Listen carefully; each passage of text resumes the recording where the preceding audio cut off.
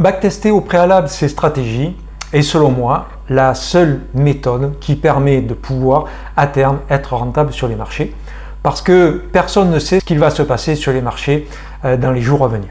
Aussi, le marché est incertain, c'est donc une probabilité, et le seul moyen d'avoir des probabilités et des statistiques concernant ce que notre stratégie va être en mesure de réaliser dans le futur dans le marché, c'est évidemment de l'avoir préalablement backtesté. C'est ce que je vous propose de découvrir aujourd'hui. C'est donc les deux méthodes principales, on va dire, de backtester. La première étant d'être basée sur les historiques passés, afin de savoir si le signal détecté et backtesté a fonctionné dans le passé. Et la deuxième méthode, c'est d'avoir des modèles mathématiques qui vont nous permettre de simuler des probabilités, des trajectoires de ce que le marché est probabilistiquement parlant capable de faire.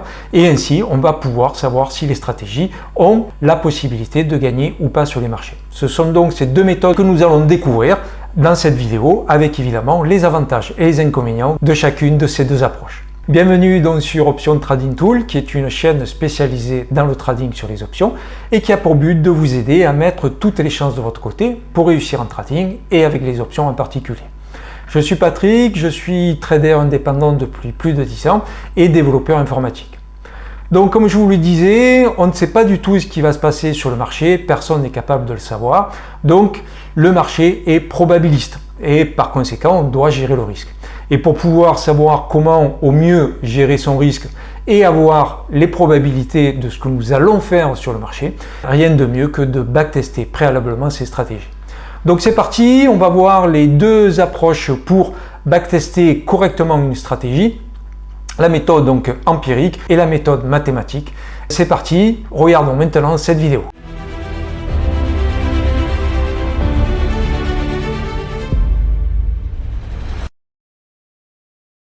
Juste avant de démarrer cette vidéo, une petite mise en garde habituelle. Voilà, ne prenez pas au comptant tout ce que je vous dis. Ce que je vous dis, analysez-le, confrontez-le, mettez-le en exercice et en expérience. Et si l'expérience confirme, alors vous pouvez le considérer comme valide.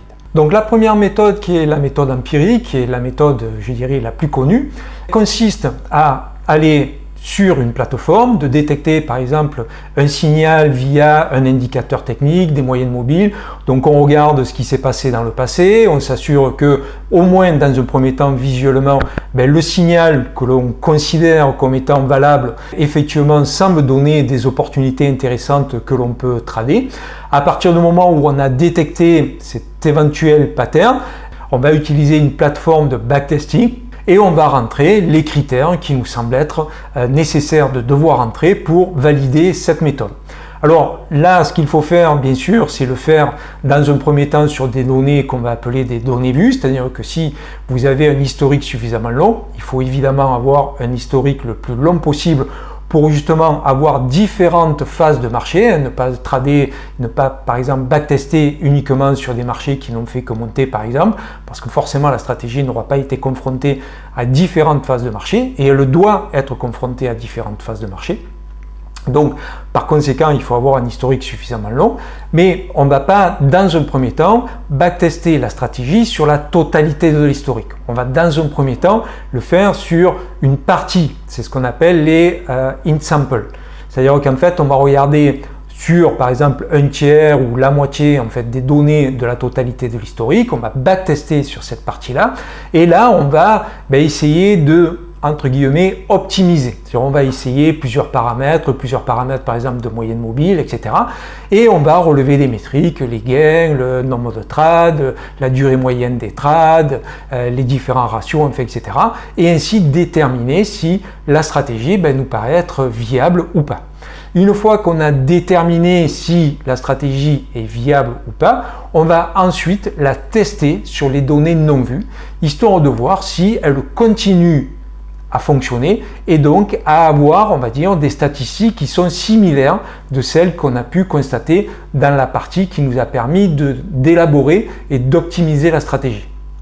Et là, si ce qu'on appelle out of sample, c'est-à-dire en dehors de la période qui nous a permis d'élaborer la stratégie et de la tester, la stratégie continue à fonctionner, on peut considérer qu'on a une stratégie qui tient à peu près la route et qu'on peut commencer à mettre en production sur le marché. Alors, sur un compte en démo, histoire de s'assurer que maintenant, en démonstration et en réel sur le marché, la stratégie continue à fonctionner correctement et que les statistiques que l'on peut constater sur le marché en réel ne s'écartent pas trop des statistiques qu'on a pu constater dans le backtesting. Alors, les avantages de cette méthode, c'est que ça repose sur des données réelles, c'est-à-dire qu'à partir du moment où en fait le test a été fait, on a testé des data de marché et des cours de clôture au haut, bas, etc., qui sont les données réelles de ce qui s'est véritablement passé dans le passé.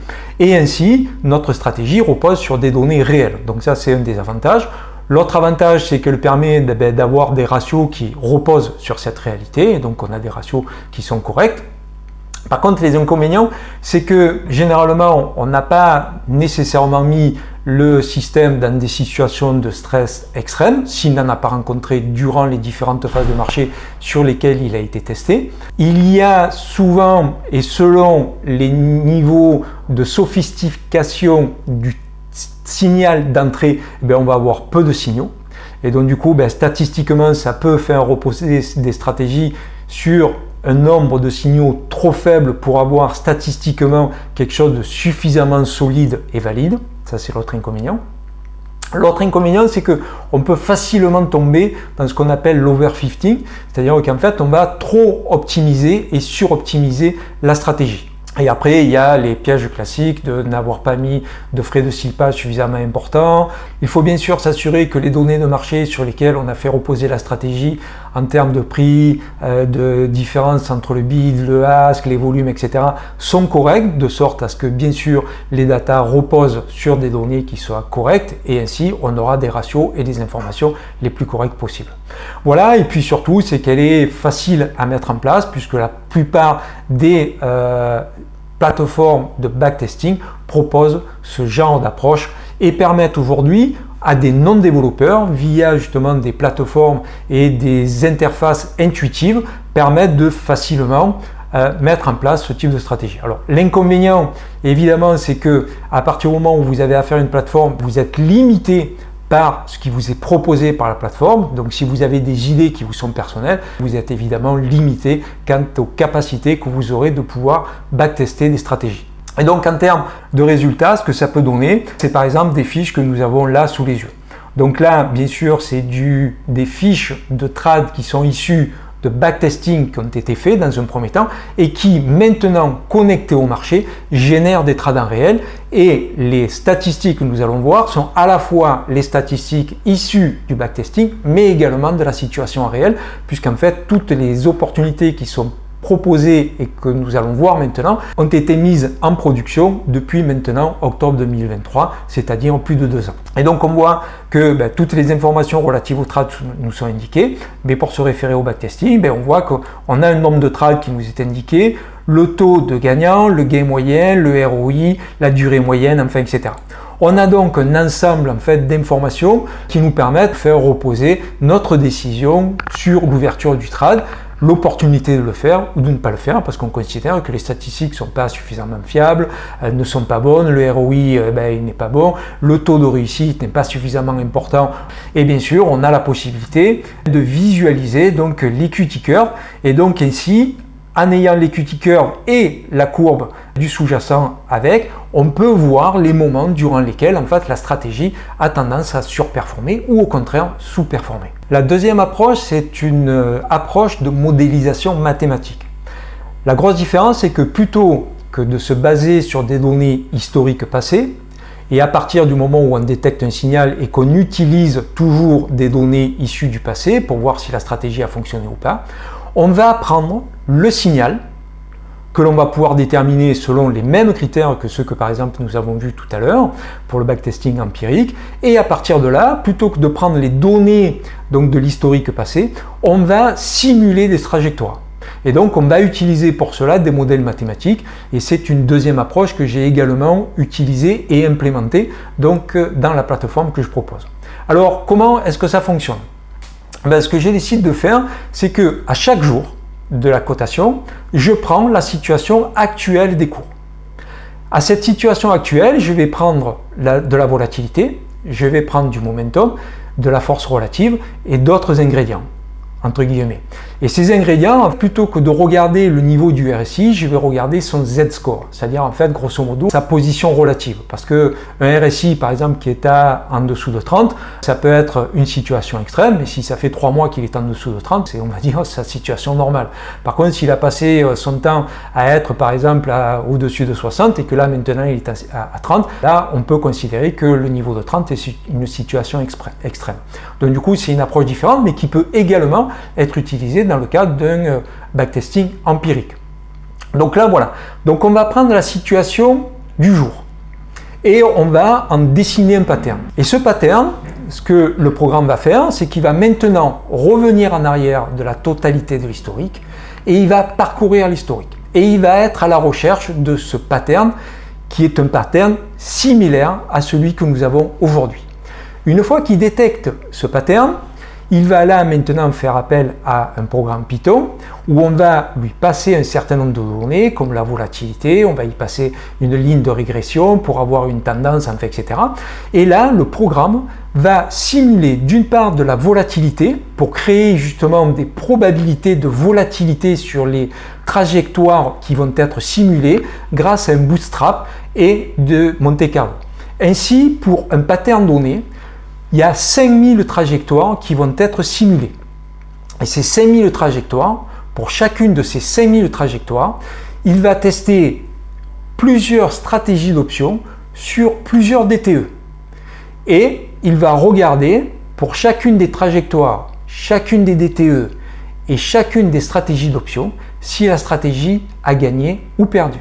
Si ça a gagné suffisamment, il va enregistrer le pattern comme étant un pattern qui aujourd'hui est valide et il va en créer une fiche de trade. Et dans cette fiche de trade, on va pouvoir trouver différentes informations. Nous allons retrouver dans un premier temps les statistiques réelles, c'est-à-dire qu'en fait maintenant ce programme que j'ai mis en place tourne depuis 2 mois sur le marché. Et donc à chaque fois qu'un pattern a été détecté, que la stratégie a été détectée comme étant profitable, un trade a été ouvert sur le marché. Et ainsi, j'ai pu récupérer des statistiques et ces statistiques, pour chacune des stratégies qui sont générées et pour lesquelles une opportunité de trade telle que ce que nous avons là sous les yeux a été générée, les statistiques sont présentées. Alors il y a d'une part donc les statistiques pour les trades qui ont été réellement ouverts sur le marché, c'est ce que nous voyons là dans le cadre rouge, et il y a ensuite les statistiques qui sont générées par la stratégie elle-même au niveau de la simulation. C'est-à-dire qu'on voit qu'ici, par exemple, 22 patterns ont été vus dans l'historique sur les plus de 10 ans passés. Et pour chacun de ces 22 patterns, 5000 trajectoires ont été testées. Et donc, effectivement, 22 fois 5000, ça donne bien 110 000. Donc 110 000 trajectoires ont été testées pour cette stratégie qui nous indique qu'elle a eu un taux de gagnant de 44% avec un gain moyen de 202%, une perte moyenne de 93%, ce qui a occasionné 809% donc de ROI. Mais on peut voir qu'en réel sur le marché, on a des résultats différents. Et on voit que 96 trades ont été ouverts, on a un taux de réussite de 35%, mais par contre, on a un ROI de moins 43,48%.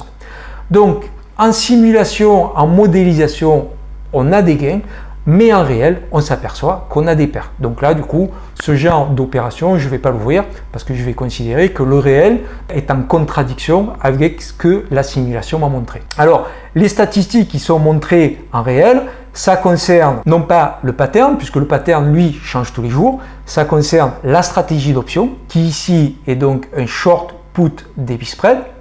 Ça concerne également la DTE, c'est-à-dire qu'en fait, c'est une DTE donc sur une quarantaine de jours. Donc on le voit, c'est regroupé par stratégie et nombre de jours d'expiration. Donc peut-être qu'en fait, le put debit spread ne fonctionne pas sur 39 jours, mais il va peut-être par contre fonctionner sur du 60 jours, enfin, etc. Et ici, on peut donc voir donc un ensemble en fait de stratégies qui nous sont proposées par le programme dont je viens de vous parler. Et donc on a évidemment des stratégies qui sont quand même un petit peu mieux que celles que nous venons de voir, puisqu'on voit qu'ici nous avons 2130% de ROI. Alors il faut le relativiser, le ROI, puisque la difficulté c'est qu'on a plusieurs trades qui peuvent être ouverts simultanément, et donc pour arriver à déterminer exactement le capital qui a véritablement été nécessaire pour la totalité des stratégies ouvertes simultanément, c'est toujours un petit peu compliqué. Mais par contre, on voit qu'on a un taux de réussite de 68,33% et des taux de gagnants de 41%. Donc on voit là, par exemple, que la situation réelle offre un meilleur retour que ce que la situation simulée nous a proposé. Alors ici, ce qu'on peut voir, c'est que évidemment, j'ai computé toutes les données en réel de ce que ces stratégies ont produit, et on peut voir donc ici, en fait, ce que ça a donné. Donc on voit que pour chacune des stratégies et selon les différentes DTE que j'ai déterminées, qui sont 30, 59 et 52 jours, on voit le nombre de trades pour chacune des stratégies, on voit le taux de réussite et on voit le PNL. Alors le PNL, lui, par contre, il est juste, on va dire, contrairement au ROI. Et donc pour être sûr d'avoir quelque chose qui soit comparable, c'est-à-dire comparer des pommes avec des pommes et des oranges avec des oranges, eh bien j'ai normalisé les gains. Alors, pourquoi normaliser? Tout simplement parce que, à supposer que vous ayez une stratégie qui gagne $100, mais pour lequel il a fallu investir $1000. Donc, ça veut dire que la stratégie gagne 100 et qu'elle a gagné 10%. Par contre, vous avez peut-être une stratégie qui, elle, a perdu $50, mais pour lequel il a fallu investir $100. Donc, en termes de PNL, on a gagné 100, perdu 50, on gagne donc $50. Mais par contre, en termes de ROI, les $100 gagnés comparativement aux $1000 dont on avait besoin, on est à 10% de gain. Et on a par contre $50 de perte pour $100 d'investi, donc 50% de perte. On a donc un ROI de moins 40%. Donc là, on a quelque chose qui peut nous paraître surprenant. Donc c'est la raison pour laquelle, en normalisant, on arrive à retomber sur nos pattes. C'est-à-dire qu'en fait, on va dire, je vais à chaque fois investir $500. Donc ça veut dire quoi? Ça veut dire que pour la stratégie qui a, elle, gagné $100 et investi 1000, maintenant on a investi 500, et donc au lieu de gagner 100, on a gagné 50. 1000 divisé par 2, donc ça fait 500. Et par contre, pour l'autre stratégie, qui elle avait perdu 50 mais investi 100, maintenant on va avoir perdu non pas 50 mais 250. C'est-à-dire multiplié par 5, puisque maintenant on n'a pas investi 100, on a investi en normalisant, on a investi 500 et donc on perd 250. Donc dans un cas, on a gagné 50 et dans l'autre perdu 250, et on a donc maintenant un PNL global de moins 200 pour un montant investi de 500, ce qui nous donne bien moins 40% de retour sur investissement. Et donc là, on a un retour sur investissement qui est conforme au PNL, d'où la normalisation. Et ainsi, ça nous permet de pouvoir comparer des pommes avec des pommes et des oranges avec des oranges. Et donc, on peut voir que en termes de PNL, quasiment toutes les stratégies gagnent. Les stratégies qui perdent sont les short put debit spread à échéance de 30 jours et 39, et sinon le reste gagne. Et donc ici, nous avons en fait donc les equity curves, et on peut voir que les equity curves sont plutôt régulières. Ce ne sont pas des equity curves avec 3, 4 ou 5 gains qui font que la stratégie gagne. Ce sont des equity curves qui sont plutôt régulières et qui gagnent. Et les deux equity curves qu'on peut voir être en train de perdre, ce sont celles qui correspondent donc, comme je vous le disais, au short put debit spread à 30 jours et à 39 jours. Voilà, donc ça c'est un nouvel outil qui à partir de la semaine prochaine sera accessible à toutes les personnes évidemment qui ont accès à la plateforme, et donc ça vous permettra, en plus des opportunités du jour qui sont générées par les backtests empiriques que nous avons vus, vous aurez des opportunités qui sont générées par ce modèle mathématique. Les avantages évidemment de ce type d'approche mathématique, c'est évidemment qu'on a des statistiques avec des trajectoires qui sont beaucoup plus nombreuses, donc on peut avoir des statistiques, on va dire entre guillemets, plus robustes. Par contre, le problème, c'est que ça ne repose pas sur des données réelles de ce qui s'est passé après que le signal ait été donné, puisque c'est modélisé par des modèles mathématiques. Par contre, on peut mettre en place des modèles de stress, c'est-à-dire qu'en fait, on peut lui accroître sa volatilité et ainsi le mettre dans une situation de stress particulièrement importante et voir si le système continue à être robuste. L'autre inconvénient, c'est que dans la mesure où en fait on simule les trajectoires, pour ce qui est d'évaluer des stratégies d'options, on ne peut pas évaluer des stratégies d'options avec des prises de profit, par exemple, à 50, 60%, etc. Puisque même si on dispose historiquement des données des options, les données des options ne vont pas être conformes à la trajectoire puisqu'on a modélisé ces trajectoires. Ainsi, forcément, si le marché a augmenté par exemple de 20%, le prix des options ne sera pas conforme à une augmentation de 20% modélisée si dans la réalité l'augmentation sur le sous-jacent avait par exemple été de 3 ou 4%. On n'a forcément pas le même prix des options. Par conséquent, la modélisation, le seul prix des options qu'elle connaît, c'est à l'échéance, puisqu'à l'échéance, il ne reste plus que de la valeur intrinsèque et non extrinsèque. Pour ceux évidemment qui connaissent les options, comprendront de ce dont je suis en train de parler. Donc au niveau des prix des options, quand on modélise, le seul prix des options que l'on connaît, c'est à l'échéance. Par conséquent, la modélisation ne peut juger de la validité d'une stratégie d'option qu'à l'échéance. Donc les statistiques que nous avons sont sur l'échéance des options. Les statistiques globales que je vous ai montrées donc dans la partie du rectangle grise, elles sont sur du 50%. Systématiquement, on va prendre 50% puisque j'ai testé à 50, à 70 et à l'échéance dans une situation réelle de marché et c'est les 50% qui génèrent les meilleurs retours sur investissement. Donc c'est la raison pour laquelle je n'ai gardé que celle-là et que les statistiques qui sont données pour la stratégie en global, de manière à ce que vous puissiez comparer avec les statistiques de la modélisation, sont faites sur la base des 50% de Take Profit. Voilà, j'espère que grâce à cette vidéo, vous connaissez maintenant deux approches de backtesting qui sont évidemment différentes et qui offrent des avantages et des inconvénients d'un côté comme de l'autre. Je n'ai pas la prétention à nouveau d'avoir parcouru l'étendue des possibilités de backtest qu'on peut faire, mais disons que là, on a quand même approché les deux principales approches que l'on peut avoir et qu'on peut mettre en œuvre sur le marché. Alors un des inconvénients évidemment de la deuxième, c'est que les plateformes disponibles aujourd'hui sur le marché ne permettent pas de faire ce genre de choses. Il faut évidemment pouvoir programmer et avoir quelque chose qui nous permette de faire ce type de backtesting avec par exemple des plateformes comme ER, MATLAB ou autres, mais pas avec des plateformes habituelles sur le marché ou par exemple celle que moi je propose. Celle que je propose, c'est une approche empirique et non pas une approche sur la base de la modélisation. Mais par contre, je vous propose évidemment des signaux sur la base de cette modélisation.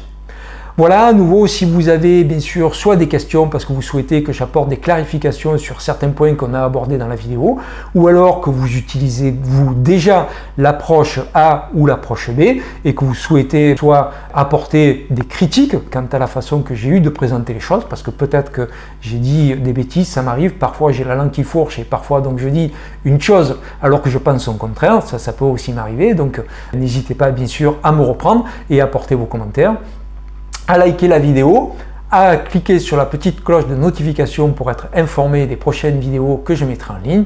Et quant à moi, à nouveau, je vous dis à très bientôt. Je vous souhaite de passer d'excellentes fêtes puisque c'est la dernière vidéo avant l'année prochaine. Donc passez d'excellentes fêtes et surtout prenez soin de vous.